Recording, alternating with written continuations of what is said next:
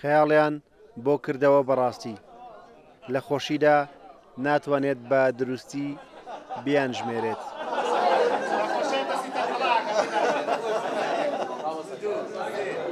بڕی پارەکەی 4,000 دۆلاری ئەمریکی و 400,000 دیناری عێراقیە. هەرگیز چاوەڕوانی ئەوەی نەدەکرد دوای ونکردنیان جارێکی تر بیان دۆزێتەوە. ناوی محەممەدی مەلاکەریمە و تەمەنی 77 ساڵە و کەرکوچیە و دانیشتووی گەڕەکی عواڵی سلێمانیە.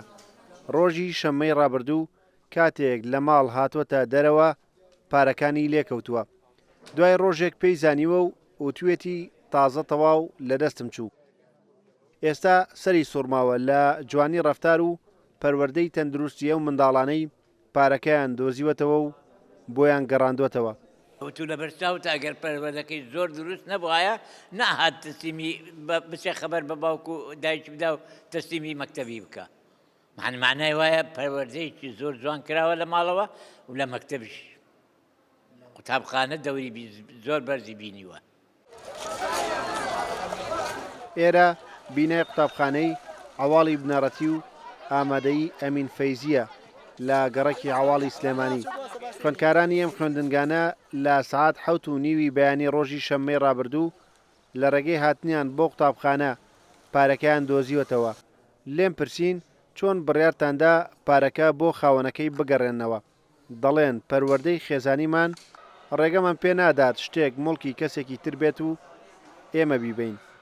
ئێمە ئەقڵمان بۆ ببین بۆ مامۆسای مزگەوتەکەمان مامۆسا عەباس. بەڵامی تر ئەوە بوو درەنگ بوو کاتەکەی مامۆسایکی خۆمان لە دووە مامۆسا قاسم دەستخۆشی لێگەن دەستمان لێ ڕاگرت و وەستا گوێ بۆ گرتین و ئێمەش وەساگەمان بۆ شیگردەوە و پارەکەمان تەسلیمیەوە کرد. بیرتان لەوە نەکردەوە پارەیە بۆ خۆتان هەڵی گرندا بەشیکردنەوەی؟ نا لەخوا بە زیاوێ فەزلی خۆی گەورەیەکە وجدانێکی و نەفرەوانمان هەیە تەماح ناگەینە ماڵێکی حەرام. ئەوە بۆ ئێمە هەموو شتێکە و پەروەردەی ماڵەوەمان و خێزانەکانمان ڕێگری لێگرن. بۆ ڕێزگرتن لە هەڵوێستی جوان و پەروەردەی تەندروستی ئەم خوێندکارانە پەروەردەی سلێمانی و خوێندنگەکانیان و تەنانەت مامۆستای مزگەوتی گەڕەکەکەشیان ڕێزیان لێنان تا ببنە نمونەیەکی جوانی مرۆڤی تەندروست بۆ داهاتووی کۆمەڵگەکەیان. ڕێبازیوە کورسات نیوز سلێمانی.